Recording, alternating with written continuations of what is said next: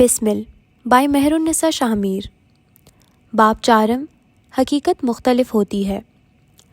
ایک وقت تھا جب تمہاری آنکھوں پہ ایک پٹی تھی، تمہاری دنیا اندھیری تھی، لیکن یہ جا چکی بنائی وقتی تھی۔ تم نے دیکھے خواب کئی، سجائے تھے ارمان کئی۔ بچپن تھا خواب سا، جوانی رہی احترام کی ماری سی۔ پھر وقت نے یوں کھیل کھیلے، یوں بخت نے تم کو ناچ نچائے، چھینے تم سے رشتے کئی، لوٹے جو تھے خواب سجائے۔ پھر ایک دن ہوئے تم باغی، تم نے کی جو دل نے کہی۔ بتلاؤں کیا؟ بے وقاری، بے قدری، بے حسی، بربادی، سب ہی۔ عین جوانی میں تم خالی ہاتھ ہوئے، بڑھاپے کے لیے بے ساتھ ہوئے۔ لیکن یہ تھا وجدان کا وقت، تمہارا کہانی کار چھوٹا تھا، اور جوں ہی تم نے یہ بھید جانا، تبدیل ہوئے کھیل۔ تم نے جانا مہرا اندھا تھا، اب کھیل پھر بدلا ہے، اب کردار نئے انداز سے تم پہ وارد ہوئے۔ اب تم ہو ایک بساط پہ، اب تمہارے آگے ہیں مہرے کئی۔ ان مہروں سے تم کھیلو، ان سکوں سے پہچان بناؤ۔ رونا نہیں ہے ماضی پہ کہ عقل پہ تمہاری پردے تھے۔ ہر دور میں وقت میں چند لمحے تھے، وہ لمحے جو بے نائی تھے۔ نہ تم تھے کم عقل، نہ تم بے ذہن۔ سرگوشی کچھ ہے کہتی سنو، جو دکھتا ہے وہ ہوتا نہیں، جو اندازے ہوں وہ درست نہیں۔ آتی جاتی سانس، بہتی بھاگتی ہوا، بہتی بھرتی ندی، سب تم کو ایک پیغام سنائے۔ اتارو آنکھوں سے پٹی اور کہو، حقیقت مختلف ہوتی ہے۔ میں نے تمہیں اس رات تمہاری منگیتر سے بات کرتے ہوئے دیکھا تھا۔ تم کتنے ہاربل ہو مہدی۔ ڈائننگ ہال سے نکلتے ہوئے مہدی کمبیر کا موبائل تھر تھرایا تھا۔ غیر شناسہ نمبر، لیکن خیر یہ اس کے لیے کوئی نئی بات نہیں تھی۔ وہ موبائل کان سے لگاتے ہوئے باہر نکلتا چلا گیا۔ اس کے کسی پرانے دوست کی کال تھی۔ وہ غائب دماغی سے چند پل بات کرتا رہا، پھر کال کاٹ دی۔ اسی لمحے اس کی نظر لان میں ذرا فاصلے پہ کھڑی انیسہ پہ پڑی۔ لمبے بال اور ماڈلز جیسی جسامت والی لڑکی افسردہ آنکھوں سے آسمان کو تک رہی تھی۔ مہدی چند پل یوں ہی کھڑا اس کی پشت کو دیکھتا رہا۔ یہ لڑکی اس کی منگیتر تھی، بچپن سے اس کا نام اپنے نام کے ساتھ سنا تھا۔ اچھا نہیں لگا تھا تو برا بھی نہیں لگتا تھا۔ رفتہ رفتہ یہ لا تعلقی انسیت میں بدلنے لگ گئی۔ مہدی کو انیسہ کے ساتھ وقت گزارنا، باتیں کرنا پسند آنے لگا تھا۔ اس کے نام کے آخر میں اپنا نام لگانا بھی پسند تھا۔ نئے ملک، نئے شہر جا کر اس کے لیے چیزیں لانا، اس کی پسند ناپسند کا خیال رکھا، سب عادت بنتی چلی گئی۔ گزرے برسوں کو پیچھے چھوڑ کر اگر حال کی بات کرو تو مہدی کمبیر انیسہ کے ساتھ زندگی گزارنا چاہتا تھا، لیکن انیسہ نہیں۔ اس کی بات کی اہمیت نہ ہوتی، لیکن بختیار کمبیر کے بچار بھی کچھ ایسے ہی تھے۔ انہیں انیسہ کے لیے مہدی سے زیادہ قیس پسند تھا۔ ہونہار، لائق اور مضبوط سہارا۔ اپنی بیٹی کو ایسا مضبوط سہارا دینے کے لیے وہ مہدی کو مفلوج کر سکتے تھے۔ دی مین کمبیرز۔ تمام خیالات کو ذہن سے جھٹکتا مہدی کمبیر انیسہ کی طرف چھوٹے چھوٹے قدم اٹھانے لگا۔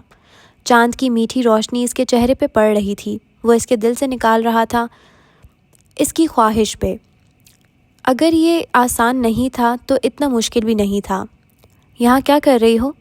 اس کے عقب میں ٹھہر کر نرمی سے استفسار کیا۔ انیسہ نے پلٹ کر اسے دیکھا۔ آنکھوں کی جوت بجھی ہوئی تھی۔ اس گھر میں سوائے غم منانے کے اور کیا کیا جا سکتا ہے؟ تھکا ہوا باغی لہجہ۔ تم سے وعدہ کیا تھا، تمہیں یہاں سے آزادی دلاؤں گا، پھر آخر کیا چیز ہے جو تمہیں اتنا ستا رہی ہے؟ مجھے یہاں سے نہیں، تم سے آزادی چاہیے مہدی۔ انیسہ کا لہجہ تیز ہوا۔ مجھے تمہارے نام سے آزادی چاہیے، بلکہ وہ ایک پل کو رکی۔ مجھے اس سر نیم سے ہی آزادی چاہیے۔ نہیں رہنا مجھے تمہارے ساتھ، نہ ہی قیس کے ساتھ۔ میں اپنے حساب سے اپنی زندگی گزارنا چاہتی ہوں، جہاں تم لوگوں کا سایہ بھی نہ ہو۔ مہدی نے تحمل سے اسے دیکھا۔ آنکھوں میں کچھ تھا جو تمہیں مہدی کے لیے اداس کر دے۔ میں اپنی طرف سے پوری کوشش کروں گا انیسہ۔ میں تمہاری خوشی کی ضمانت نہیں دیتا، لیکن میری طرف سے تم آزاد ہوگی، انشاءاللہ بہت جلد۔ اس کے سامنے کھڑی لڑکی کا سانس بحال ہوا، اب کہ اس کی نظریں نرم تھیں۔ کیا تم مجھ سے محبت کرتے ہو؟ میرا مطلب ہے تم اتنی بڑی قربانی دے رہے ہو تو؟ ہاں مجھے تم سے محبت ہے۔ اس صاف گوئی پہ ایک پل کے انیسہ تھم گئی۔ مجھے تم بہت پسند ہو۔ تمہارے ساتھ اگر ساری زندگی گزارنے کا موقع ملے تو میں خود کو خوش قسمت سمجھوں گا، لیکن اس نے نظریں انیسہ کے چہرے پہ گاڑ دیں۔ مجھے محبت سے زیادہ عزیز ہے اپنا ذہنی سکون، جو کم از کم تم جیسی ٹراما کی ماری عورت نہیں دے سکتی۔ ایک کاری وار انیسہ کی روح پہ لگا تھا، اس کا چہرہ حد تک سے سرخ ہوا تھا۔ مہدی نے اضافہ کیا، تمہارے ساتھ زندگی ایک عذاب بن کر گزرے گی۔ میں تمہارے لیے قربانی نہیں دے رہا، میں ایک ٹریولر ہوں۔ ذہنی سکون اور میری خوشی مجھے تم سے بھی زیادہ عزیز ہے۔ تم میری طرف سے آزاد ہو انیسہ، لیکن مجھ سے یہ توقع مت رکھنا کہ میں تمہارے حصے کی جنگ لڑوں گا۔ اس مسیح لڑکے کے لیے تمہیں اپنے ابا سے خود بات کرنی ہوگی۔ وہ کانوں میں تیزاب ڈال کر 2 قدم پیچھے ہوا۔ انیسہ نے سفید پڑتی رنگت سے اسے دیکھا۔ اپنے کمرے کی بالکنی میں کھڑا کیسے نہیں دیکھ رہا تھا۔ اس کے کندھے اور کان کے درمیان موبائل تھا، جسے اب جدا کرتے ہوئے وہ نیچے کی جانب آ رہا تھا۔ مہدی، انیسہ کی پکار گویا کسی گہری کھائی سے آتی ہو۔ میری مدد کر دو پلیز۔ تم ابا سے میرے لیے بات کرو۔ تم اس گھر کے مرد ہو، تمہاری سنی جائے گی۔ انیسہ رونے لگی تھی۔ کیس نیچے اتر آیا تھا، لیکن اب بھی ان سے دور تھا۔ اسے آوازیں نہیں آتی تھی، لیکن وہ تاثرات دیکھ سکتا تھا۔ میں پیٹر کے بغیر مر جاؤں گی۔ میں اس سے بہت چاہتی ہوں۔ تم ایک بار پیچھے ہٹ چکے ہو۔ میں تمہارے اس عمل کی قدر کرتی ہوں، لیکن پلیز میری زندگی یوں برباد نہ کرو۔ انیسہ کی آخری بات کیس کے کانوں میں پڑی تھی۔ وہ قریب آ چکا تھا، لیکن دونوں نفوس اسے دیکھ نہیں پائے۔ وہ لان میں لگے مصنوعی فوارے کی اوٹ میں تھا۔ میرے ساتھ ایسا مت کرو۔ تم مجھ سے محبت کرتے ہو نا؟ تمہیں اس محبت کا واسطہ ہے پلیز۔ میرے لیے یہ شادی ضروری ہے۔ میں مر جاؤں گی مہدی، پلیز۔ اس کی آنکھیں روانی سے آنسو بہا رہی تھی۔ کیس شل رہ گیا۔ مہدی اپنی ہی منگیتر کو ڈسون کر رہا تھا۔ او خدایا، وہ کتنا ہاربل تھا۔ میں تم لوگوں کا پنچنگ بیگ نہیں ہوں انیسہ، میں تمہیں نہ کہہ رہا ہوں، ایک صاف سیدھا نہ۔ کیا تمہیں سمجھ نہیں آ رہا؟ اس کے چہرے پہ دبا دبا غصہ تھا۔ تمہارے ابا تمہاری شادی چاہے گلی کے کسی شخص سے کریں یا کسی رئیس زادے سے، میری بلا سے بھاڑ میں جاؤ۔ آئندہ میرے پیچھے آنے کی یا مجھ سے شادی کی بات کی تو میں قسم کھا کر کہتا ہوں تم مہدی کا وہ روپ دیکھو گی جس کی توقع بھی نہیں کی ہوگی۔ وہ اس پہ ایک جتائی نظر ڈال کر آگے بڑھنے لگا جب انیسہ نے اس کی کوہنی پکڑ لی۔ آنسو اب بھی تواتر بہہ رہے تھے۔ تم میرے ساتھ ایسا نہیں کر سکتے مہدی، تم میرے ساتھ ایسا نہیں کر سکتے، پلیز مجھے اس طرح بیچ مجھدار میں مت چھوڑو پلیز۔ مہدی نے ایک جھٹکے سے اپنی کوہنی آزاد کروائی اور آگے بڑھ گیا۔ اس کا غسیلا چہرہ اب آہستہ آہستہ کرب زدہ ہو رہا تھا۔ کیس نے جو سنا تھا وہ حقیقت تھی، لیکن ادھوری۔ مہدی نے جو کیا تھا وہ خود غرضی نہیں تھی، اور انیسہ جو کر رہی تھی وہ محبت سودے بازی تھی۔ دور کہیں کسی نے سرگوشی کی تھی۔ حقیقت مختلف ہوتی ہے۔ اپنے کمرے میں دائیں بائیں چکر کاٹتی زینیہ حاکم شدید بے چین تھی۔ کیا وہ مر چکا ہوگا؟ کیا وہ واقعی مر گیا ہوگا؟ کسی نے اس کا فون بھی تو بند کر دیا تھا۔ وہ آخر کس سے پوچھے؟ کیا پوچھے؟ بالآخر اس نے اپنا موبائل اٹھایا، سفید پڑتے چہرے کو ہاتھ پھیر کر کمپوز کیا، بلاک لسٹ سے ایک نمبر نکالا اور اب اس کی انگلیاں ویرڈو نامی شخص کو میسج کر رہی تھیں۔ یہاں سے کئی میل دور اسلام آباد کے ایک پرائیویٹ ہاسپٹل کے ICU کے باہر کیس کمبیر بینچ پہ بیٹھا تھا۔ بال بکھرے ہوئے تھے، چہرہ پیلا پھٹک، آنکھیں مردہ۔ اس کا برانڈڈ کوٹ بینچ پہ پڑا اپنی ناقدری کو رو رہا تھا۔ شرٹ سلوٹ زدہ تھی اور جگہ جگہ سرخ دھبے تھے، کچھ دھبے اس کے ہاتھوں پہ بھی تھے۔ آج وہ تھکا ہوا لگ رہا تھا۔ آج محل کا سب سے مضبوط ستون بیٹھ رہا تھا۔ اس کے ہاتھ میں مہدی کا موبائل تھا، جسے یوں دبوچ رکھا تھا جیسے جانے نہیں دے گا۔ دفتن پیغام کی ٹیون بجی۔ کیس چونک کر سیدھا ہوا۔ اگر زندہ ہیں تو یس لکھیں، ورنہ میری فاتحہ راستے میں ہے۔ بڑی تمیز سے ایک بدتمیزانہ سوال کیا گیا تھا۔ کیس نے غائب دماغی سے اس سے میسج کو دیکھا۔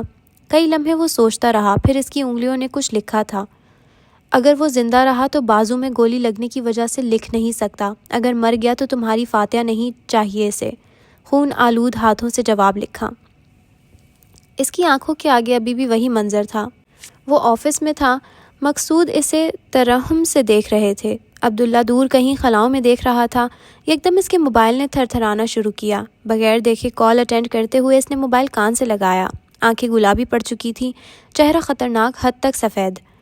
آگے سے جو کچھ کہا گیا تھا، کیس کے لیے ساری دنیا کی گردشیں رک گئیں۔ اس کا فون والا ہاتھ بے دم ہو گیا تھا۔ کئی لمحات کے لیے وہ سانس نہیں لے سکا۔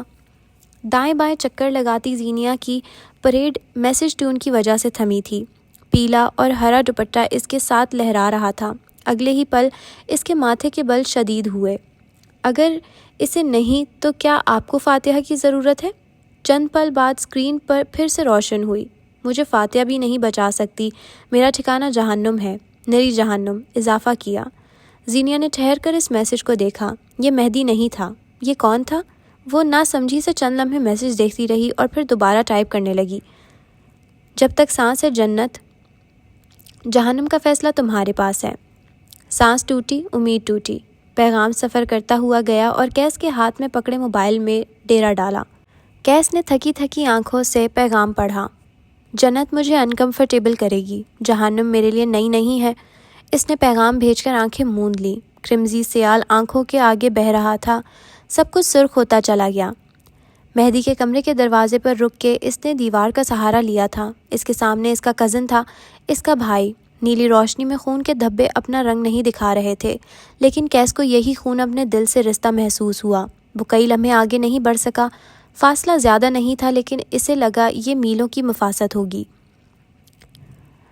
مہدی کے پاس اس کے دوست تھے، ملازم تھے، سب اسے راستہ دے رہے تھے۔ اس کے اندر اب مزید لاشیں اٹھانے کی سکت نہیں تھی۔ وہ دھندلی پڑتی بصارت کے ساتھ آگے بڑھ رہا تھا۔ کئی لمحے بعد اس نے گھٹنوں کے بل خود کو اسی سرخ سیال کے قریب بیٹھتا محسوس کیا۔ اس نے ہاتھ بڑھا کر مہدی کے سینے پر رکھا تھا۔ سانسیں چل رہی تھیں، نہ جانے کتنی دیر مزید چل پاتی۔ خون کے قطرے اس کے جسم سے اب بھی بہہ رہے تھے، نہ جانے مزید کتنی دیر بہتے۔ اس کا دماغ معاف ہو رہا تھا، وہ خود کو مفلوج محسوس کر رہا تھا۔ پھٹی پھٹی آنکھوں سے خون کے دھبے اور پھٹا ہوا جسم دیکھنا اس کی مجبوری تھی۔ اگر تم 1 منٹ کے لیے اپنی فلسفی ایک جانب رکھ کر مجھے بتاؤ گے کہ مہدی مر گیا ہے یا زندہ ہے تو وہ تمہارا احسان ہوگا۔ تھر تھراتا موبائل اسے ایک بار پھر حال میں کھینچ لایا۔ تم کیا چاہتی ہو، وہ مر جائے یا بچ جائے؟ تھکے تھکے انداز میں پیغام بھیج کر کیس نے ایک گہری سانس خارج کی۔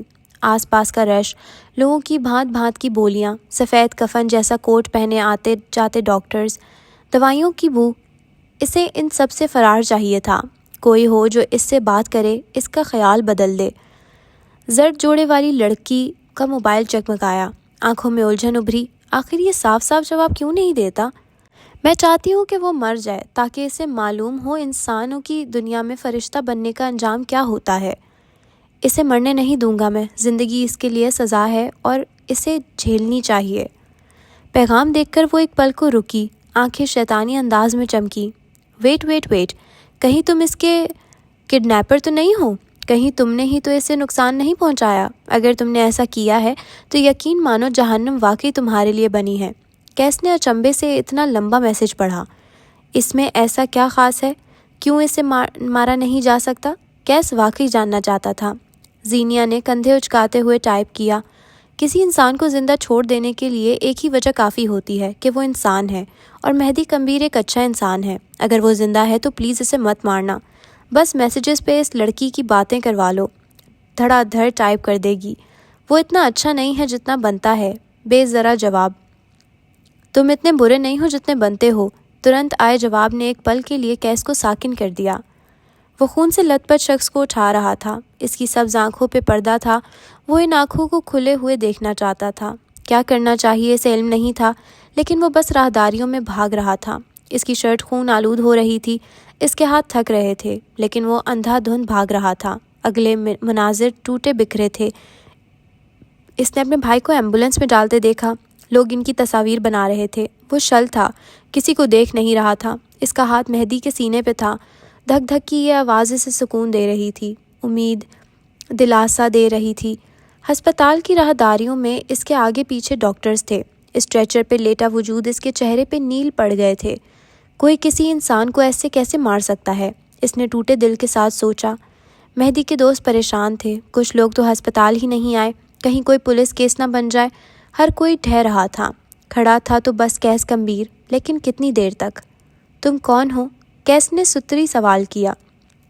پہلے مجھے یہ بتاؤ، مہدی زندہ ہے یا مر گیا؟ پھر تعارف۔ وہ زندہ ہے، اب تعارف؟ مجھے نہیں لگتا اب اس کی ضرورت ہے۔ اس نے بلاک کا بٹن دباتے ہوئے موبائل بند کر دیا۔ یہ سب اتنی جلدی میں ہوا تھا کہ وہ کچھ سمجھ ہی نہیں سکا۔ کیس حق تک تھا، ایک تو اس نے میری بات کا جواب نہیں دیا، پھر مجھے ہی بلاک کر دیا۔ وہ کئی لمحے واقعی حق تک رہا تھا۔ یہ اس کے ساتھ کیا ہوا تھا وہ واقعی سمجھ نہ سکا۔ کیس کمبیر اپنی زندگی میں پہلی بار کسی کے ہاتھوں بلاک ہوا تھا۔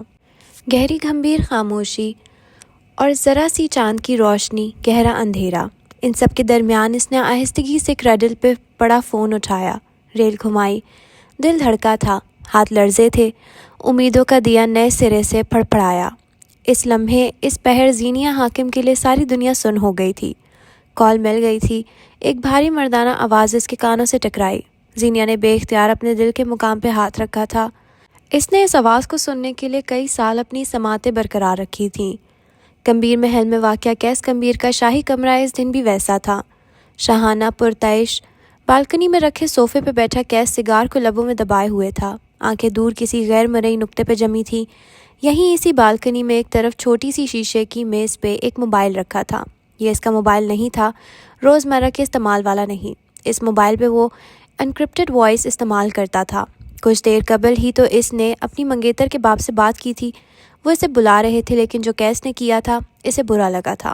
لیکن اسے اپنی پھپھو یاد تھی، کس طرح وہ تانے سہا کرتی تھی، کس طرح حاکم نواب نے اپنی بہن کا بدلہ کیس کی سب سے اچھی پھپھو امینا بیگم سے لیا تھا، کس طرح ان کو نکاح اور ایک بچے کے ساتھ میکے کے در پہ چھوڑا گیا تھا۔ فون کی چنگھاڑتی آواز اسے حال میں لے آئی۔ ہاتھ بڑھا کر فون اٹھاتے ہوئے اس کے انداز میں رعونت تھی، ماتھے پہ بل۔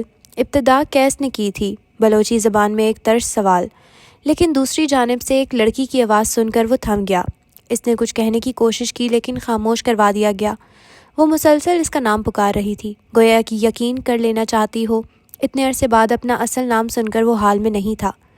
عبداللہ نام کی پکارے سے ماضی میں لے جاتی تھی، کہیں حال اور کبھی مستقبل۔ آوازیں کیس کا خوف تھی۔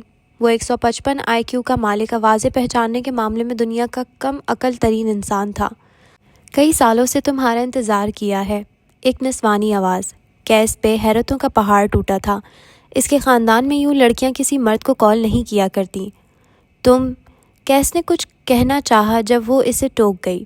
کیس کا رواں رواں کان بن گیا تھا۔ جب سے ہوش سنبھالا تمہارا نام اپنے ساتھ سنا، اتنی عادت ہو گئی ہے کہ اب چھوٹ نہیں رہی۔ اس کی آواز کتنی خوبصورت تھی۔ کیس نے سکون سے آنکھیں موند لیں۔ دوسری جانب سے اب بھی وہ کہہ رہی تھی۔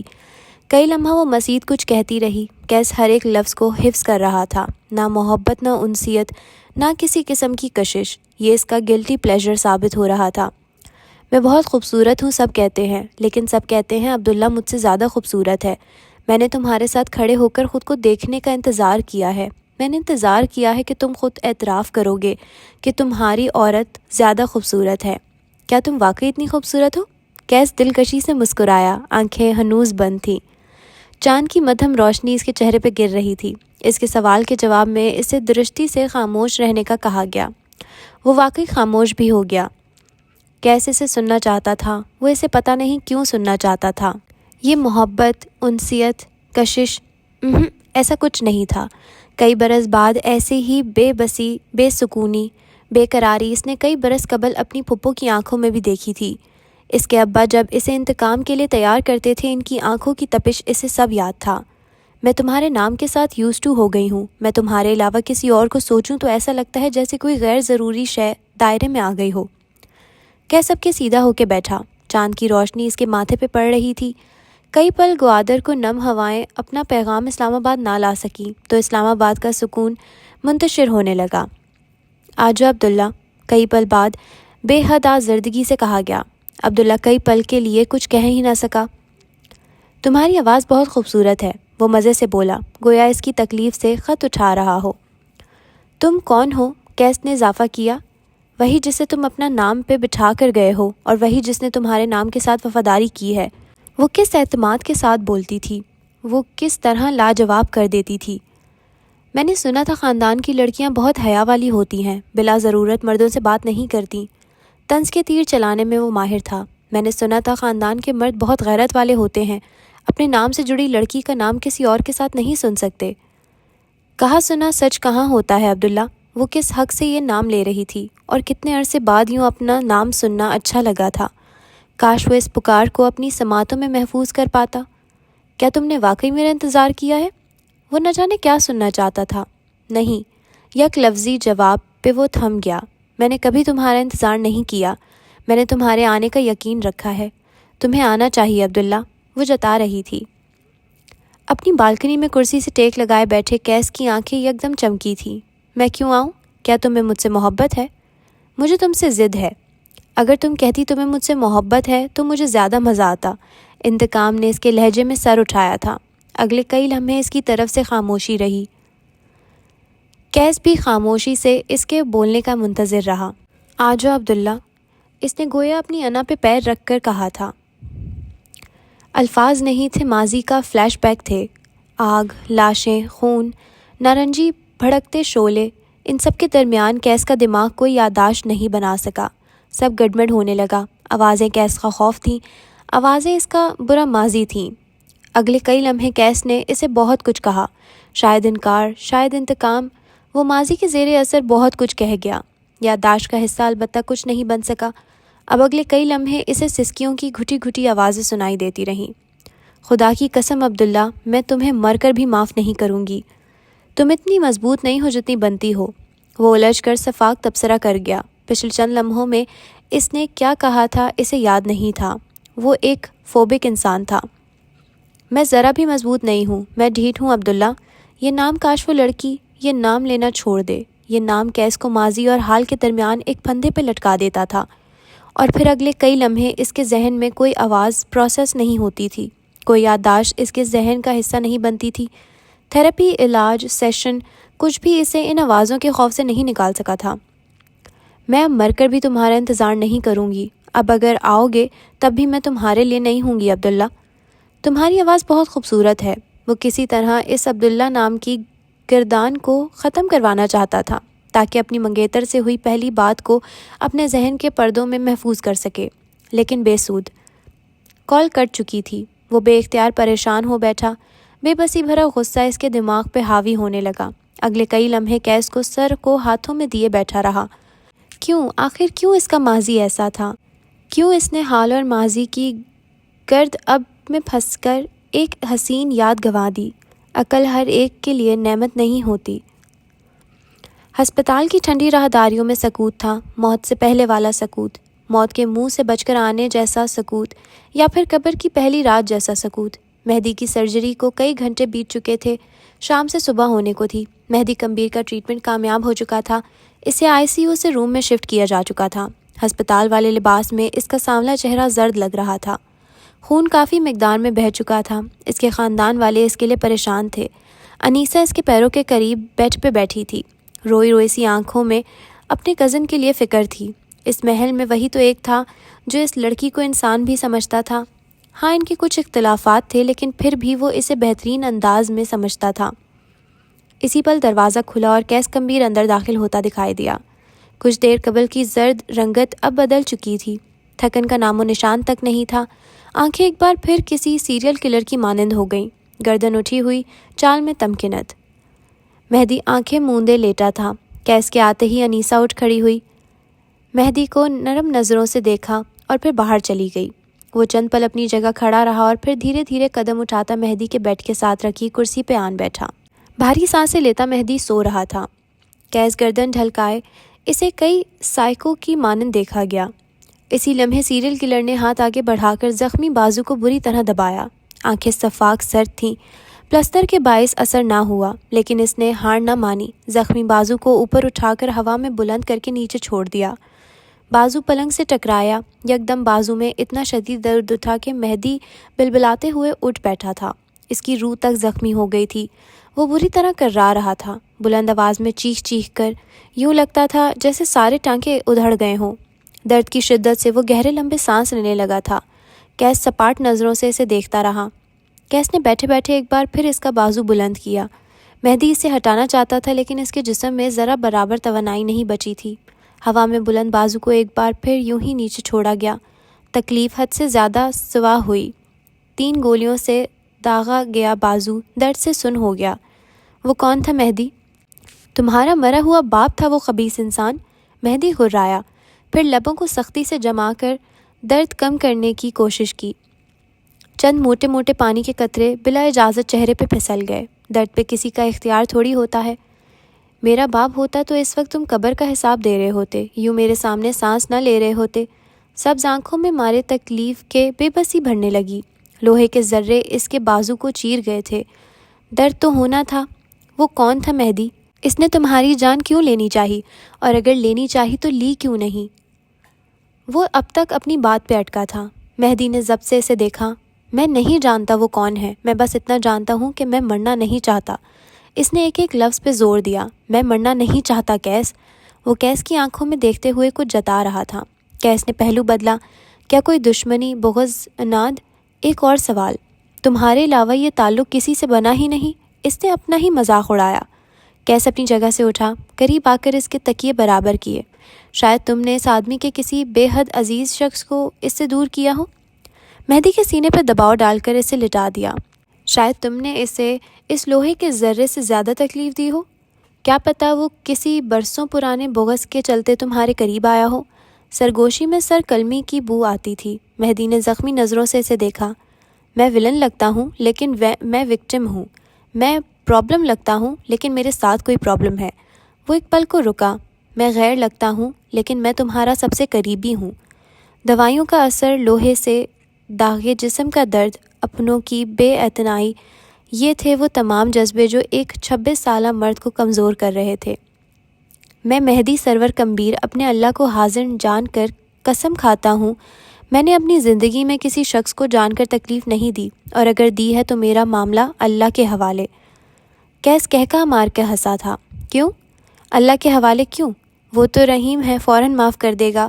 تمہارا معاملہ اس کے حوالے جسے تم نے تکلیف دی۔ تمہارا معاملہ انسان کے حوالے، اور یاد رکھنا انسان معاف نہیں کرتے۔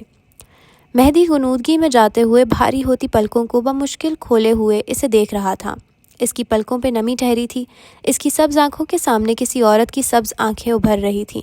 اس کی ماں، اس کی خوبصورت ماں۔ اگر تم مجھے مارنا چاہتے ہو تو اپنے ہاتھوں سے مارنا۔ کسی اور کو بھیجا تو میں جینے کی خواہش کروں گا، اور جب میں جینے کی خواہش کروں گا کوئی مجھے مار نہیں سکتا۔ اس نے ذہن پہ چھائی تصویر جھٹکی۔ کیس کے گلے میں گلٹی سی ابھری تھی۔ وہ اپنی جگہ سے اٹھ کھڑا ہوا، ٹائی کی نوٹ ڈھیلی کر دی۔ میں تمہیں اپنے ہاتھوں سے موت دوں گا، لیکن اگر کوئی اور تمہارے قریب بھی آیا تو اس کی موت بھی میرے ہاتھوں ہوگی۔ وہ تیز تیز قدم لیتا باہر نکل گیا۔ سانس لینے میں دشواری سی ہونے لگی تھی۔ اندر نیم غنودہ مہدی کمبیر کی آنکھوں سے پانی بہنے لگتا۔ اگر آج اس کی ماں ہوتی تو اپنے بیٹے سے دور نہ ہوتی، باپ ہوتا تو محبت بھری جھاڑ پلا رہا ہوتا۔ لوہے سے داغا گیا جسم تکلیف نہیں تھا، اس پہ مرہم رکھنے کے لیے کسی اپنے کا نہ ہونا تکلیف تھی۔ آہستہ آہستہ اس کی پلکیں بھاری ہوتی گئیں۔ آوازوں کا راستہ رک گیا، پھر اندھیرا چھا گیا۔ آوازیں بند، چہرے غائب، اور دماغ تاریکی میں ڈوب گیا۔ یہاں سکون تھا، گہرا سکون۔ لیکن ہسپتال کے اس پرائیویٹ روم کے باہر انتشار تھا۔ موبائل کان سے لگائے راہداریوں میں چلتے کیس کے چہرے پہ برہمی تھی۔ تمہاری جرت کیسے ہوئی اسے نقصان پہنچانے کی؟ میں نے کہا تھا نا اسے میں ہی ماروں گا۔ دوسری جانب کوئی صفائی دی جانے لگی تھی جسے وہ رد کر رہا تھا۔ راہداریوں میں چلتا یہ شخص دھوپ چھاؤں جیسا تھا۔ میں انتقام لینے آیا ہوں، لے کر جاؤں گا۔ اگر تمہیں لگتا ہے تمہاری نرم پکار مجھے روک لے گی تو تم غلط ہو۔ میں اس عورت کو ساری زندگی معاف نہیں کروں گا۔ یہ انیسہ سے ہونے والی جھڑپ کے کچھ دیر بعد کا منظر ہے۔ نیلی روشنی والے کمرے میں مہدی اپنے بیڈ سے ٹیک لگائے بیٹھا تھا۔ چہرے پہ مضطرب سا تاثر تھا۔ انیسہ کو ہرٹ کر کے وہ خوش نہیں تھا۔ اسے محبت تھی اس لڑکی سے، لیکن جو وہ چاہتی تھی کم از کم اس زندگی میں ناممکن تھا۔ وہ اسے چھوڑ سکتا تھا، کسی اور کے ساتھ بھی دیکھ سکتا تھا، لیکن اس کسی اور کو زندگی میں لانے کے لیے اپنی قربانی۔ معذرت، مگر انسان اتنے عظیم نہیں ہوتے، نہ ان کو ہونا چاہیے۔ دفتن اس کا موبائل زور زور سے بجنے لگا۔ مہدی نے ایک بیزار سی نگاہ اپنے موبائل پہ ڈالی، اور پھر اگلے کئی لمحوں کے لیے دنیا کی ساری گردشیں رک گئیں۔ مہدی کمبیر جہاں تھا وہیں تھم گیا۔ کالر آئی ڈی پہ آپا لکھا تھا، ساتھ ایک لڑکی کی تصویر بھی نظر آتی تھی۔ یہ اس کے چہرے کا کلوز اپ تھا۔ سانولی رنگت، ہو بہو مہدی جیسی، گردن کو چھوتے اسٹائلش بال، ناک میں سونے کی بالی اور خوبصورت پرکشش نکوش۔ اس کی سنہری آنکھیں چمکتی تھی تو گویا زندگی کا گمان ہوتا تھا۔ مہدی دم سادھے اسکرین پہ اس کی جلتی تصویر دیکھتا رہا۔ اس کی ہمت نہ ہوئی کہ ہاتھ بڑھا کر فون اٹھا سکے۔ وہ اپنی جگہ جامد ہو گیا تھا۔ مہدی کمبیر کی بہن میرا کمبیر کئی سالوں بعد اسے کال کر رہی تھی۔ کال بج کر ختم ہو گئی تو دوبارہ سے ملائی گئی۔ اب کی بار مہدی نے مرے مرے ہاتھوں سے فون اٹھا لیا۔ چہرہ سفید پڑ چکا تھا، آنکھیں نیم مردہ۔ انس، باریک نسوانی آواز نے اس کی موجودگی چاہی۔ مہدی کے حلق سے الفاظ برآمد ہی نہ ہو سکے۔ انس، تم مجھے سن رہے ہو؟ ایک بار پھر پکارا گیا۔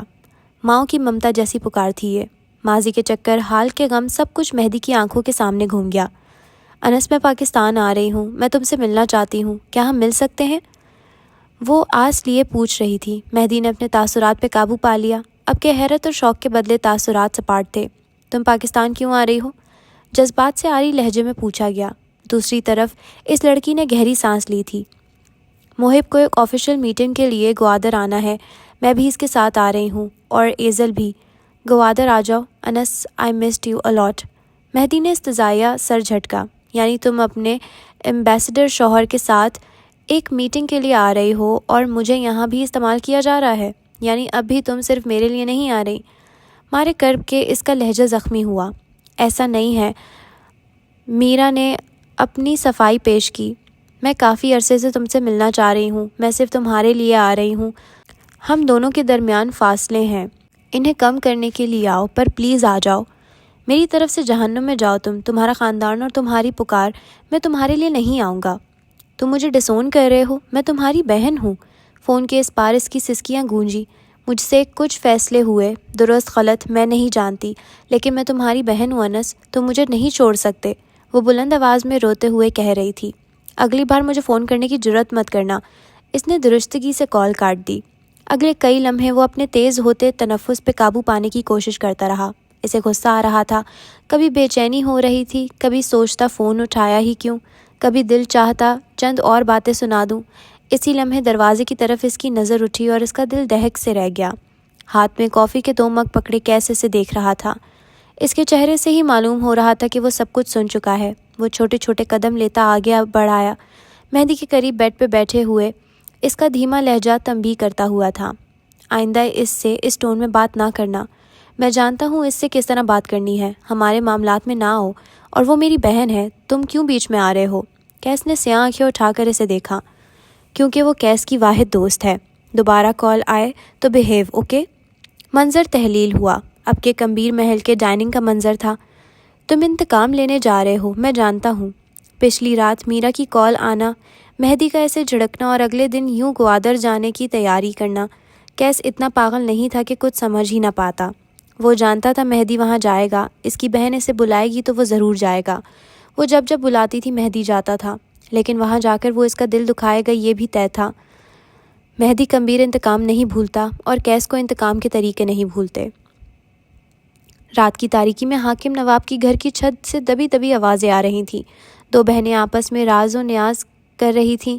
بہنیں عجیب ہوتی ہیں نا، آپ کی جگہ برتن دھونے پہ سارا گھر سر پہ اٹھا لیتی ہیں، لیکن کہیں آپ کی جگہ لڑنے کی باری آئے تو ساری دنیا سر پہ اٹھا لیتی ہیں۔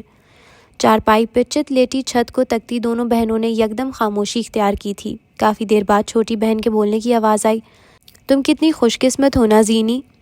اس کے لہجے میں حسرت تھی۔ کیا ہے جو تمہارے پاس نہیں ہے؟ غیر معمولی آئی کیو لیول، خوبصورتی، خوش بختی، تمہارے پاس سب کچھ ہے زینی، میرے پاس کیا ہے؟ تمہارے پاس ابا ہیں کونج۔ وہ بولی نہیں، بس سوچ سکی۔ بولنے کے لیے اس کے پاس مختلف الفاظ تھے۔ تمہارے پاس بھی بہت کچھ ہے کونج، تم بے حد خوبصورت ہو، تمہارا اکیڈمک ریکارڈ اچھا ہے، اور سب سے بڑی بات تمہارا اچھا اخلاق ہے۔ میں 10,000 بار پیدا ہو کر بھی آ جاؤں تو تمہارے جیسا اچھا اخلاق نہیں لا سکتی۔ کوئی تمہیں گالی دے دے تم اسے سمجھانے بیٹھ جاؤ گی اور میں اسے چیر پھاڑ ڈالوں گی۔ وہ کونی کے بل دراز کونج کے چہرے کو دیکھتے ہوئے بولی۔ مڑی ہوئی پلکوں والی لڑکی نے یاسیت سے اسے دیکھا۔ اسے یوں زرد جوڑے میں دیکھ کر دل بھر آیا تھا۔ اسلام آباد مت جاؤ زینی، میں بہت اکیلی ہو جاؤں گی، میرے پاس تو کوئی بھی نہیں ہوگا۔ آنسو ٹوٹ کے اس کے چہرے پہ پھسل گئے۔ میں تمہیں نہیں جانے دینا چاہتی، پلیز رک جاؤ، اس نے منت کی۔ زینیا کے دل کو دھکا سا لگا تھا۔ یہ بہن نہیں تھی، اس کے لیے اولاد جیسی تھی۔ یہاں میرے لیے کچھ نہیں ہے کونج، میں یہاں رہ کے بس ابا کے جوتے صاف اور بشر کے کپڑے استری نہیں کر سکتی، اور اب تو اضافہ ہونے لگا ہے، بلاج کے لیے کھانے تیار کرو۔ لیکن اس میں مسئلہ ہی کیا ہے؟ کونج روتے ہوئے بولی۔ ابا کے کپڑے استری کرنا، بشر کے جوتے صاف کرنا اور بلاج کا کھانا تیار کرنا، کیا یہ ایک عورت کا کام نہیں ہے؟ اس کا لہجہ ترش تھا۔ زینیا نے سیدھی ہو کر بیٹھی۔ شہد رنگ بال چاند کی روشنی پڑنے پہ مزید خوبصورت لگ رہے تھے۔ بے داغ اجلا چہرہ کسی اپسرا کی مانند لگتا تھا۔ قسمت واقعی کچھ لوگوں پہ حد سے زیادہ مہربان ہوتی ہے۔ مجھے ابا کے کپڑے استری کرنے سے کوئی مسئلہ نہیں ہے، لیکن اس کے بعد مجھے اپنی جاب پہ جانے کے لیے چادر بھی تیار کرنی چاہیے۔ مجھے بشر کے جوتے صاف کرنے سے کوئی مسئلہ نہیں ہے، لیکن اس سے کام پہ بھیج کر مجھے اپنی جاب پہ جانے کے لیے ہیل چمکانی ہے۔ وہ ایک پل کو رکی۔ بالاج کے لیے کھانا بنانے سے مسئلہ نہیں ہے، لیکن اس کھانے کے بعد صبح کی پریزنٹیشن تیار کرنے کے لیے وقت چاہیے۔ کیا یہ زیادہ ہے کونج؟ کیا میں زندگی سے کچھ زیادہ مانگ رہی ہوں؟ وہ واقعی جاننا چاہتی تھی۔ گھر والوں سے لڑ لڑ کر وہ تھک رہی تھی، اب اسے سپورٹ چاہیے تھی، ہر انسان کو چاہیے ہوتی ہے۔ کونج نے بیزاری سے کروٹ بدلی۔ مجھے نہیں پتہ زینی کیا صحیح ہے کیا غلط، لیکن ابا تمہارے فیصلے سے خوش نہیں ہیں۔ تمہارے فیصلے کبھی ان کے فیورٹ نہیں رہے۔ ابا تمہیں پسند نہیں کرتے، لیکن تمہارے اس فیصلے کے بعد تو بالکل نہیں۔ انہیں اب تم سے ذرا بھی محبت نہیں ہوگی۔ اس نیم شاعرہ کو نہیں معلوم تھا وہ الفاظوں کے معاملے میں کتنی شفاف تھی۔ اگلے کئی لمحے زینیہ خلا میں گھورتی رہی۔ وہ مجھ سے محبت کرتے ہیں کونج، بہت محبت کرتے ہیں۔ کون سا باپ اپنی اولاد سے محبت نہیں کرتا ہوگا؟ کونج نے دھیرے سے کروٹ بدلی۔ زینیہ کا چہرہ رنجیدہ تھا۔ ابا اور میرے درمیان بہت سارے فاصلے ہیں جنہیں ہم نے کبھی پار نہیں کیا۔ انہوں نے ضروری نہیں سمجھا اور میں نے ضرورت سے زیادہ سمجھ لیا۔ کئی لمحے وہ ایک بار پھر خاموش رہی، چہرہ گھٹنوں سے لگائے، بازو ٹانگوں کے گرد لپیٹ لیے۔ کچھ بچے ہوتے ہیں جو چاہے اچھے گریڈز لائیں، اخلاق کا مظاہرہ کریں، ماں باپ کا نام روشن کریں یا پھر چاند سے تارے توڑ کر لے آئیں، وہ کبھی بھی اپنے پیرنٹس کے فیورٹ نہیں بنتے۔ زینیہ حاکم انہی بچوں میں سے ہے۔ ابا کو مجھ سے نفرت نہیں ہے، ابا کے لیے بس میں ان کی فیورٹ نہیں ہوں۔ یاسیت، اداسی، کرب، یکدم ان تینوں نے زینیہ کے لہجے میں گھر کر لیا۔ کون چند لمحے سے دیکھتی رہی، پھر اسے ایک اور خیال آیا۔ ہمت مشتبہ کرتے، خشک ہوتے لبوں پہ زبان پھیرتے، بالآخر اس نے پوچھ لیا، میں نے اس رات تمہیں عبداللہ سے بات کرتے ہوئے سنا تھا۔ اس نے کیا کہا زینی؟ جھجک کر پوچھا گیا۔ اس نے انکار کر دیا۔ وہ ترنت بولی، وہ مجھ سے انتقام لے رہا ہے، میرے ابا کا انتقام، میرے خاندان کے باقی مردوں کا انتقام۔ دھیمے لہجے میں بتایا گیا، کوئی اداسی، کوئی رنج نہیں۔ اسے شرم آنی چاہیے، وہ کتنا برا ہے۔ وہ برا نہ بنتا اگر یہ دنیا اس کے ساتھ اچھی رہتی۔ عبداللہ کا دفاع کیا گیا۔ تم تو آج بھی اس کے لیے کچھ برا نہیں سن سکتی، تم آگے کیا کرو گی زینی؟ وہ اگر برا ہے تو میرے لیے، اچھا ہے تو میرے لیے۔ دنیا کو کیا حق ہے وہ عبداللہ کے لیے اپنی رائے دیتے رہیں؟ کونج نے تعصب سے سر ہلایا۔ عبداللہ نے تمہیں کھو کر دنیا کھو دی۔ زینیہ نے اس کی آنکھوں میں دیکھا۔ آئی اگری، وہ دھیرے سے بولی، اور پھر وہ دونوں ایک ساتھ ہنس دیں۔ ہنستے ہنستے ان کی آنکھوں میں پانی بھر آیا، لیکن وہ بس پاگلوں کی طرح ہنستی رہیں، پیٹ پکڑے، ایک دوسرے کو دیکھتے ہوئے۔ کافی دیر تک وہ بس ہنستی رہیں۔ کافی دیر بعد ان کی ہنسی تھمی تو زینیہ ایک بار پھر لیٹ گئی، اب کے بالوں کو چارپائی سے نیچے کھلا چھوڑ دیا۔ لیٹے لیٹے اس کے شہد رنگ بال زمین کی سطح کو چھو رہے تھے۔ کونج اٹھ کر بیٹھ گئی تھی۔ اسے کچھ یاد آیا تھا۔ تمہیں پتہ ہے اس رات زیغم مجھے کہہ رہا تھا، دیگچی سے مت کھاؤ ورنہ شادی پہ بارش ہوگی۔ میں نے اس سے کہا، شادی میری ہے، تمہیں کیا تکلیف؟ پھر پتہ نہیں کیوں عجیب طرح سے مسکرا رہا تھا۔ حالانکہ اسے تمہاری تصحیح کرتے ہوئے کہنا چاہیے تھا، شادی ہماری ہے کونج حاکم۔ زینیہ نے لقمہ دیا۔ کونج پہ مانو حیرتوں کے پہاڑ ٹوٹ پڑے۔ دل اتنی زور سے دھڑکا تھا کہ حد نہیں۔ ابا نے تمہارا اور زیغم کا رشتہ طے کر دیا ہے، تمہاری کیا رائے ہے؟ یعنی واقعی رشتہ ہی طے کر دیا؟ وہ سخت حیران تھی، یا شاید نہیں تھی۔ اگر تھی تو یہ دل کو پریشان کرنے والی حیرانی نہیں تھی، آج پہلی بار یہ خوشی والی بے یقینی تھی۔ ہاں واقعی، زینیہ تائید کی۔ مجھے تو یہ رشتہ ہر لحاظ سے مناسب لگتا ہے۔ زیغم بہت اچھا لڑکا ہے، پڑھتا بھی اچھا ہے اور مستقبل کے بارے میں خیالات بھی اچھے ہیں۔ تمہارا کیا خیال ہے؟ کونج کو کوفت ہوئی، شاید بے چینی بھی۔ مجھے نہیں پتا، وہ تھوڑا عجیب نہیں ہے؟ یعنی مجھے بہت دیکھتا ہے۔ کیا اس کی نظر بری ہے؟ بڑی بہن کا الارم فوراً بجا تھا۔ استغفر اللہ زینی، ایسا کچھ نہیں ہے۔ بائی دا وے وہ ہینڈسم ہے۔ زینیہ مسکرائی تھی۔ آئی اگری، کونج کھوئے کھوئے سے انداز میں بولی۔ چند لمحے وہ دونوں ایک دوسرے کو دیکھتی رہیں، اور پھر اسی لمحے دونوں بہنیں ایک بار پھر کہے مار کر ہنسی تھیں۔ ہم دونوں ایک گھر میں جائیں گی، کتنا مزہ آئے گا زینی۔ ہم پھپھو کو دن میں تارے دکھائیں گے۔ اللہ اللہ، ہمارے شوہر روتے رہیں گے اور ہم اپنے کاموں میں لگے رہیں گے۔ مستقبل کے خواب، ہنسی، کہے اور معصومیت سے بھرے انداز، اسی طرح سے سیاہ رات اپنے اختتام کو پہنچنے لگی۔ اگلی صبح قاسم کے نیلے شیشے بارش کی بوندوں سے مزین تھے۔ موٹے موٹے قطرے شیشے کی عمارت کے سر کی اونچائی سے پھسل کر پستی کی طرف جا رہے تھے۔ قریب آ کر دیکھو تو بارش کے یہ موٹے موٹے قطرے عمارت کے شیشوں پہ ایک آرٹ کی مانند دکھتے تھے، ایک خوبصورت اور لاجواب آرٹ۔ قیس کمبیر اپنے آفس میں تھا، جی بالکل، اپنے کزن کو 3 عدد گولیاں لگنے کے بعد بھی وہ آفس میں تھا۔ قیس کا کام اس کا جنون تھا۔ اپنی میز پہ ڈھیر سارے پنے بکھیرے، شرٹ کے بازو فولڈ کیے، وہ کام میں منہمک تھا۔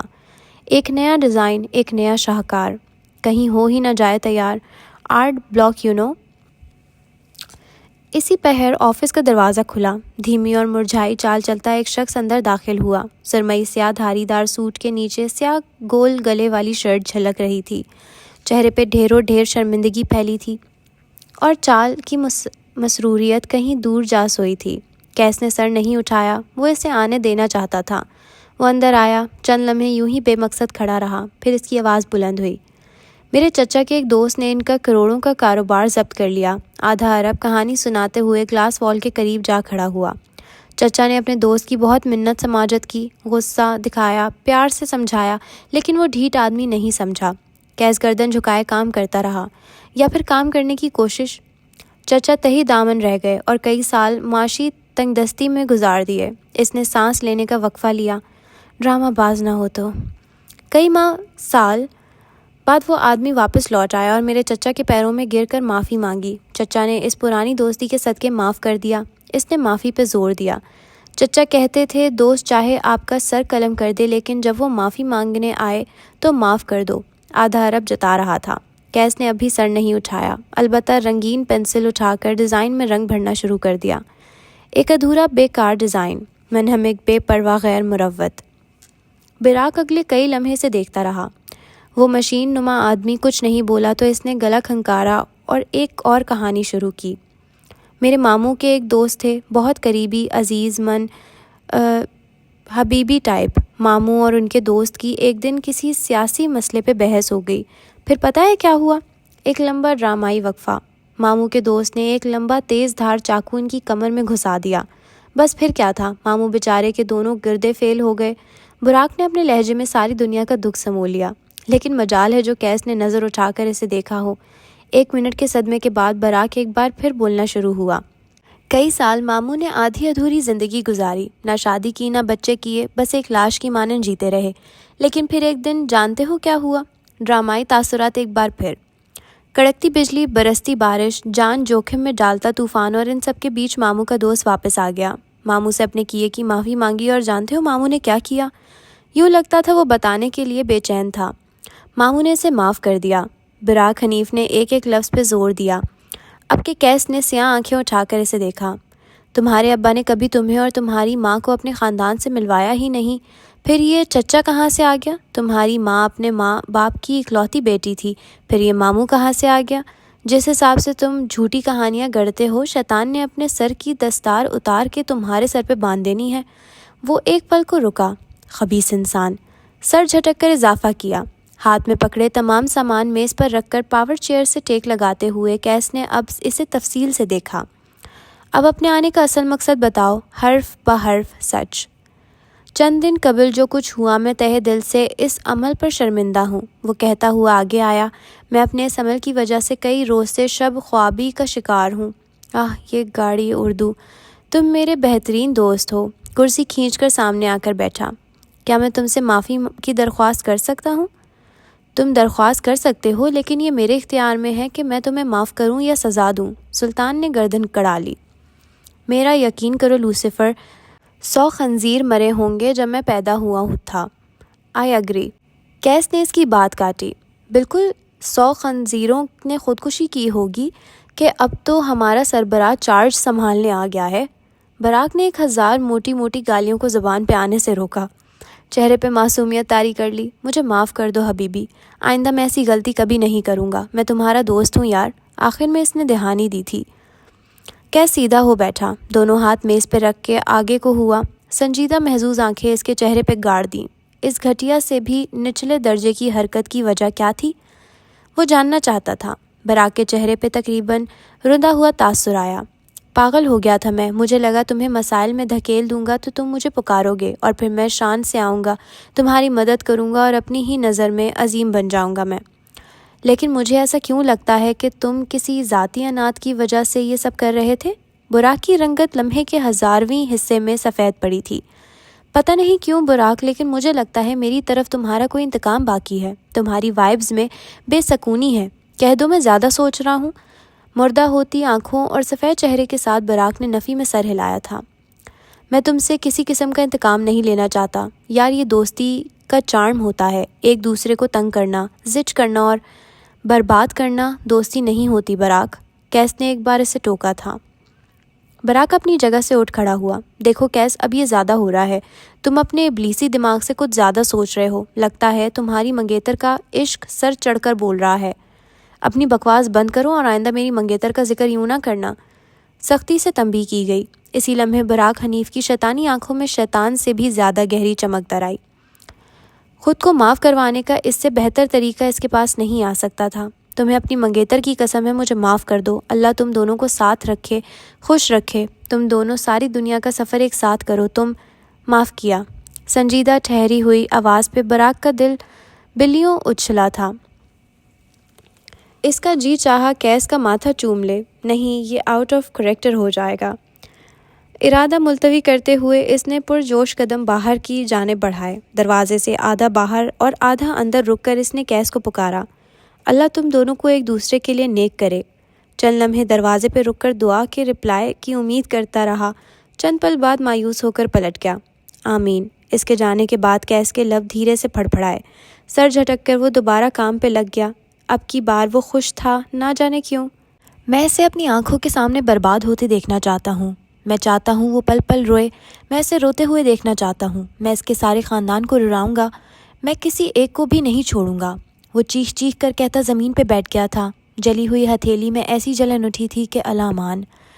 20 سالہ مہدی اپنے کمرے میں بیٹھا تھا۔ یہ کمرہ آج کے کمرے سے مختلف تھا، دیواروں پہ پینٹ مختلف تھا، نیلی روشنی ندارد، بیڈ گول ڈیزائن کا تھا، اور سب سے بڑی بات ابھی اس کے گھومے جانے والے ملکوں کی تعداد بہت کم تھی۔ لیپ ٹاپ گود میں رکھے وہ کچھ ٹائپ کر رہا تھا۔ دفتراً اس کے کمرے کا دروازہ کھلا۔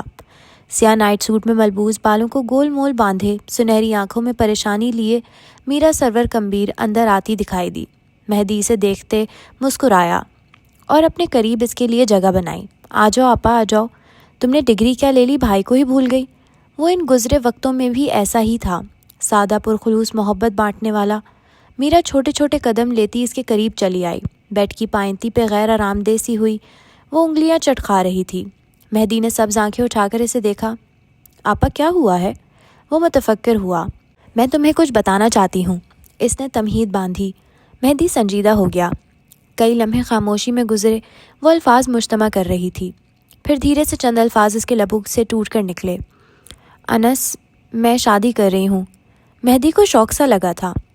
محب ملک میرا یونیورسٹی فیلو ہے، وہ آج کل چائنا ہوتا ہے، وہ ایمبیسڈر بن گیا ہے۔ میں فوراً انکار کر دو، تم اس سے شادی نہیں کر سکتی۔ وہ حد سے زیادہ سنجیدہ تھا۔ تم ایسے کیسے شادی کر سکتی ہو، اور شادی کر کے اتنی دور جاؤ گی؟ تم جانتی ہو اماں ابا کی موت کے بعد میرا خاندان تم ہو۔ مہدی کو گویا اس کی بات سمجھنے میں دقت ہوئی۔ میرا نے بے چینی سے اسے دیکھا۔ میں نہ نہیں کہہ سکتی مہدی، ایک نہ ایک دن مجھے شادی کرنی تو ہے نا، پھر آج کیوں نہیں؟ تم اس سے شادی کے لیے ہاں کر رہی ہو نا، تاکہ یہ ملک چھوڑ کے جا سکو؟ وہ آدمی مجھ سے ضد رکھتا ہے، اس نے مجھ سے کہا تھا وہ تمہیں جیتے گا، اور اب وہ وہی کر رہا ہے۔ تمہیں چناؤ کرنا ہوگا، میں یا محب۔ دماغ خراب ہو گیا ہے تمہارا؟ آخر میں وہ بڑبڑایا۔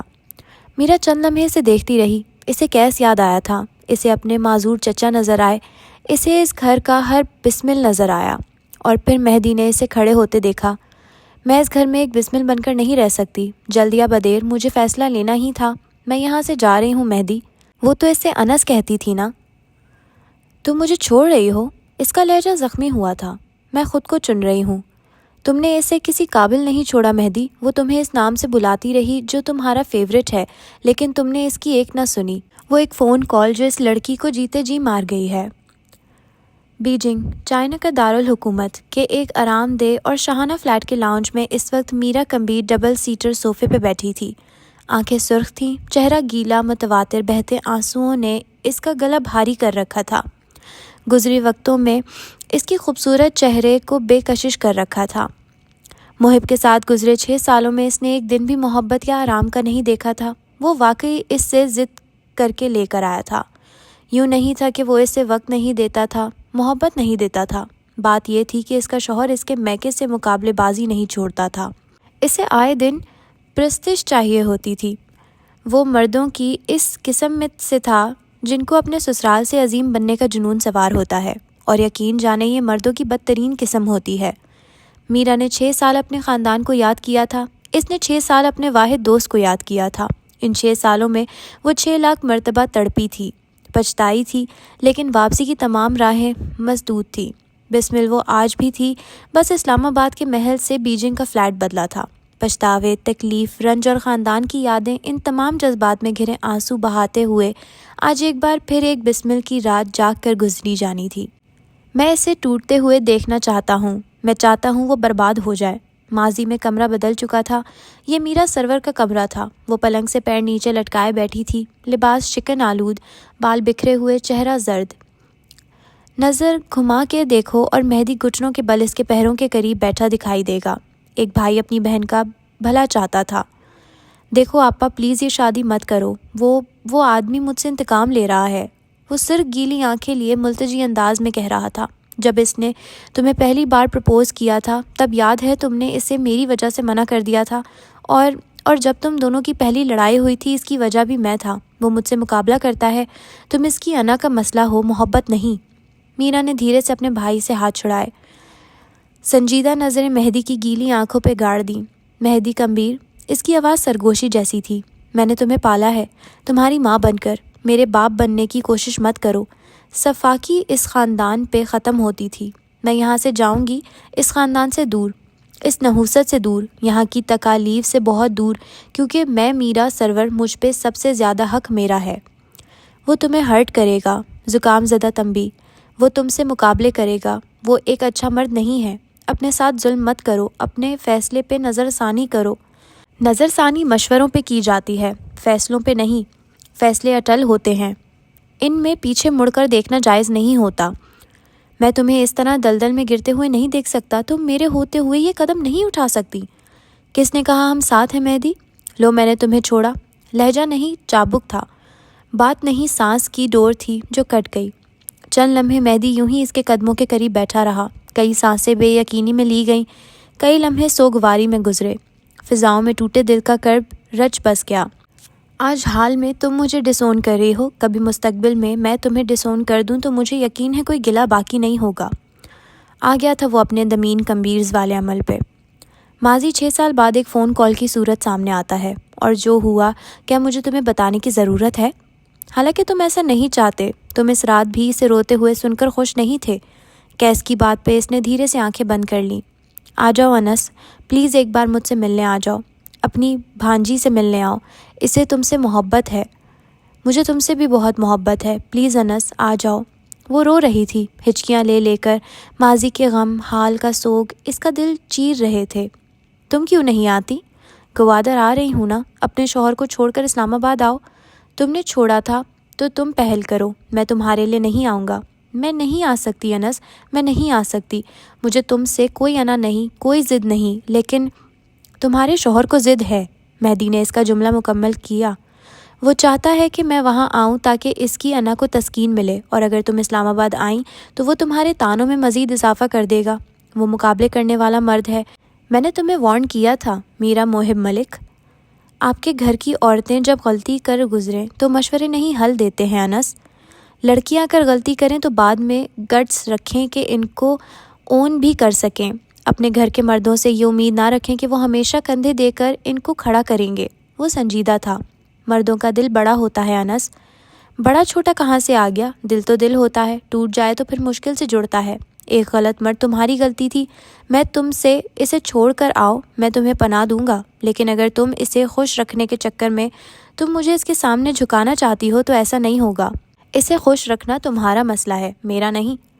میرا کے دل پہ دھکا لگا تھا، اس کا بھائی اتنا خود غرض کب ہوا؟ بھائی تو سسرال میں بہنوں کا مان رکھتے ہیں، ان کی غلطیوں کو ڈھکتے ہیں۔ تم کون ہو مہدی؟ تم کیسے بھائی ہو؟ وہ بلند آواز میں روتے ہوئے بمشکل بول رہی تھی۔ تمہاری شادی میں تمہارے گھر سے شریک ہونے والا واحد مرد میں تھا۔ تمہاری بیٹی ہونے پہ مٹھائیاں بانٹنے والا، سارے خاندان سے مبارکباد وصول کرنے والا میں تھا۔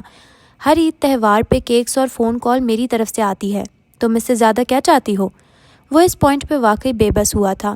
بھائی مان دیتے ہیں، لیکن بہنوں کو بھی چاہیے کہ اپنی عزت کے لیے بھائیوں کو مت جھکائیں، اور یہ پلیز میرے سامنے رویا مت کرو، برا لگتا ہے۔ اس نے کال کاٹ دی، لیکن بہن کی سسکیاں نہیں بھول سکا۔ اسے ہرٹ ہوتا تھا جب وہ روتی تھی۔ تم اسے روتے ہوئے نہیں دیکھ سکتے، یقین سے کہا گیا۔ ہاں میں نہیں دیکھ سکتا۔ ساری ضد، سارا تنفر دور جا سویا۔ ایک عام مرد اعتراف کے محلے میں تھا۔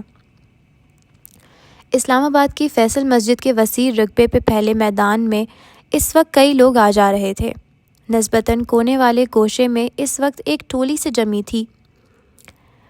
سفید چادریں بچھائے کچھ لوگ وہاں تقریب میں شامل ہونے آئے تھے۔ موہم ملک اور میرا سرور کے نکاح کی تقریب، وہ تقریب جس میں میرا کے گھر کا کوئی فرد نہیں تھا۔ میرا سفید زرد روسی کے کام والے جوڑے میں ملبوس، وہ احاطے میں یہاں سے وہاں گھوم رہی تھی۔ خوبصورت چہرہ نوک پلک سنوار لینے سے مزید خوبصورت نظر آ رہا تھا، لیکن آنکھیں اداس تھیں۔ کال مل گئی تھی اور رکے ہوئے آنسو روانی سے بہہ نکلے۔ ذرا فاصلے پہ اس کا ہونے والا شوہر اپنے دوستوں کے ساتھ مسکرا رہا تھا۔ مہدی آ جاؤ پلیز، مجھے اس ذلت سے بچا لو پلیز مہدی، میرے کندھے سے کندھا ملا کر کھڑے ہونے کے لیے میرے گھر سے کسی مرد کو آنا چاہیے پلیز۔ اپنے بیڈ پہ لیٹی بکھری حالت والے مہدی کے دل پہ قیامت گزر گئی۔ وہ اسے اس طرح نہیں دیکھ سکتا تھا۔ میں نے جو کچھ کیا مجھے اس کے لیے معاف کر دو، تم چاہے مجھ سے تعلق نہ رکھنا لیکن بس آ جاؤ۔ اس نے کال کاٹی اور اٹھ بیٹھا۔ سرخ آنکھیں، بکھرا حلیہ، سب واس سے سوال کرتے تھے۔ وہ جواب دینے کی پوزیشن میں نہیں لگتا تھا۔ اگلے 1 گھنٹے میں وہ اسی احاطے میں تھا، اپنی بہن کے کندھے سے کندھا ملا کر کھڑا تھا۔ ہاں وہ اسے روتے ہوئے نہیں دیکھ سکتا تھا۔ تم اسے خوش دیکھنا چاہتے ہو، آباد پرسکون۔ ہاں میں ایسا ہی چاہتا ہوں۔ کیس کی ساحرانہ باتیں اس پہ جادو کر رہی تھیں۔ میرا کے یہاں بیٹی ہونے والی تھی۔ ان دنوں وہ پاکستان میں تھی، محب کی اماں کے ساتھ۔ لاؤنج کے صوفے پہ نیم دراز وہ پلیٹ سے فروٹس کے ٹکڑے اٹھا کر کھا رہی تھی۔ چہرے پہ زاری تھی۔ ایک تو موڈ سوئنگز، دوسرا شوہر کی غیر موجودگی، اور تیسرا ساس کی موجودگی۔